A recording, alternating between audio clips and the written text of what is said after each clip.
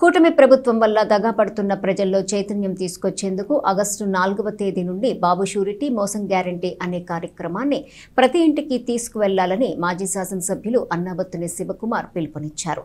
స్థానిక గంగానమ్మపేటలోని క్యాంప్ కార్యాలయంలో తెనాలి మండల వైఎస్ఆర్సీపీ నాయకులతో సమావేశాన్ని నిర్వహించారు.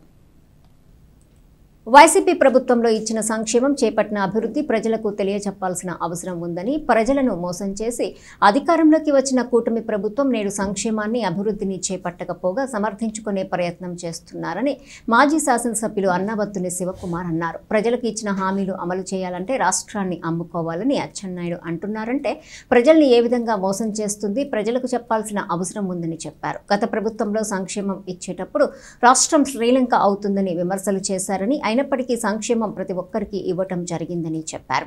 సంక్షేమం ఇస్తామన్న కూటమి ప్రభుత్వం మాత్రం నేడు మాట మార్చి సంక్షేమం చూసి ఓటు వేయలేదని అంటున్నారని, అంటే దాని అర్థం ఏమిటో ప్రజలకు వివరించాలని చెప్పారు. గ్రామస్థాయి అభివృద్ధిలో సచివాలయం నిర్మించడం, తద్వారా ప్రభుత్వ సేవలను సత్వరమే అందించడం, రైతులకు ఆర్బీకే సెంటర్లు ఏర్పాటు చేసి వారికి కావలసినటువంటి ప్రతిదీ సమకూర్చడం, వైద్యపరంగా హెల్త్ సెంటర్ ఏర్పాటు చేసి ఆరోగ్యపరంగా ప్రజలకి సేవ చేయటం వంటి అంశాలు ఎన్నో మనం చేపట్టామని, అధికారంలో ఉన్నా లేకపోయినా ప్రజల కోసం ప్రజల ఇంటిని తలుపు తట్టి ప్రజల యొక్క సమస్యలను, అవసరాలు తెలుసుకొని ప్రజా సంక్షేమం కోసం కృషి చేయటం జరిగిందని చెప్పారు. ఈ నేపథ్యంలో ప్రతి ఒక్కరూ గత ప్రభుత్వానికి ఈ ప్రభుత్వానికి గల తేడాను, ప్రజలకు ఈ ప్రభుత్వం చేస్తున్న దగాని తెలియజేయాల్సిన అవసరం ఉందని మాజీ శాసనసభ్యులు అన్నాబత్తుని శివకుమార్ అన్నారు. ఈ సమావేశంలో తెనాలి మండల వైసీపీ అధ్యక్షులు చెన్నుబోయిన శ్రీనివాసరావు, ఎంపీపీ ధర్మరాజుల చెన్నకేశవులు, జెడ్పీటీసీ సభ్యులు పిల్లి ఉమాప్రణతి, వైసీపీ నాయకులు పాల్గొన్నారు.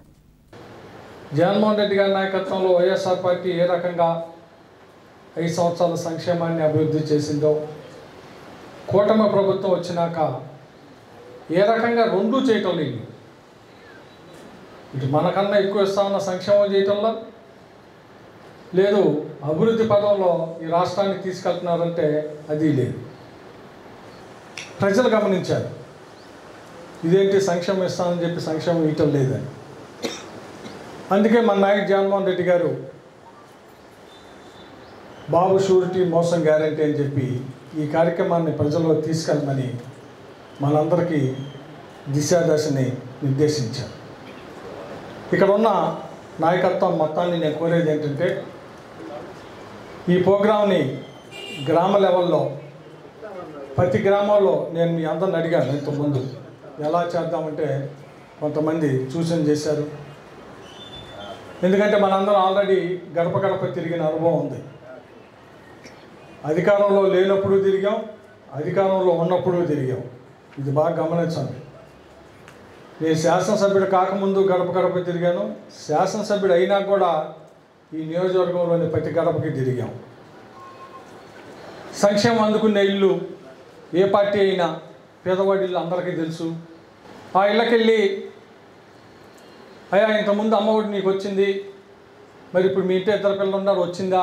వచ్చింది, సంతోషం. రాలా, ఇదిగో చూసావు నీకు ఏ రకంగా మోసం జరిగింది, నువ్వేమనుకున్నావు 2 పిల్లలు ఉన్నారు, 15,000, 30,000 వస్తాయి అనుకున్నావు, మరి నీకు 13,000 వచ్చింది.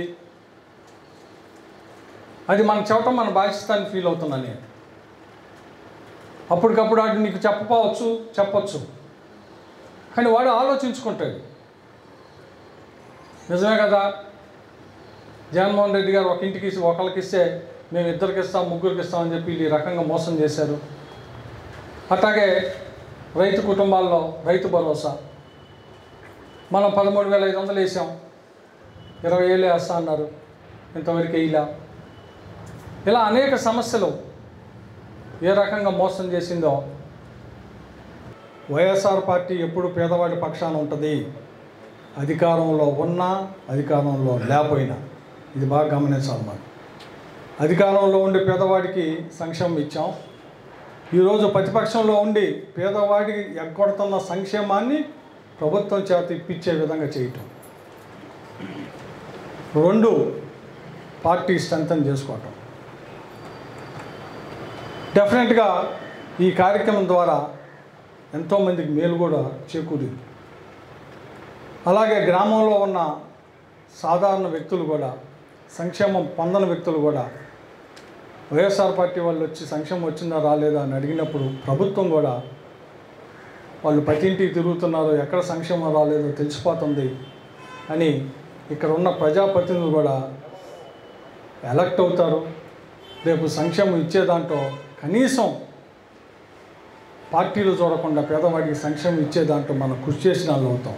ప్రతి ఇంటికి వెళ్ళి మన గవర్నమెంట్ ఉన్నప్పుడు ఎట్లా ఉంది, లేదంటే వాళ్ళ గవర్నమెంట్ వచ్చిన తర్వాత ఏమేమి రాలేదు, ఎట్లా జరుగుతుంది అని చెప్పి ఒక అవగాహనకు వద్దామండి. ఇది తర్వాత సార్ ఎట్లా చేయాలనేది ఎక్స్ప్లెయిన్ చేస్తారు. కానీ ముందుగా మనందరం గుర్తుపెట్టుకోవాల్సింది ఏంటంటే ఈ టైంలో మనందరికీ అవసరమైంది యూనిటీ అండి. ఆల్రెడీ మనం మన పార్టీ లీడ్లో లేదు కాబట్టి ఈ టైంలో మనందరం కూడా స్ట్రాంగ్గా ఉండి ప్రజల్లోకి మన గవర్నమెంట్ ఉన్నప్పుడు ఎట్లా ఉంది, ఇప్పుడు ఈ గవర్నమెంట్ వచ్చిన తర్వాత ఎట్లా ఉంది అని చెప్పి ప్రజల్లో ప్రతి ఒక్కరికి తెలియజేసేలా చేయాలి.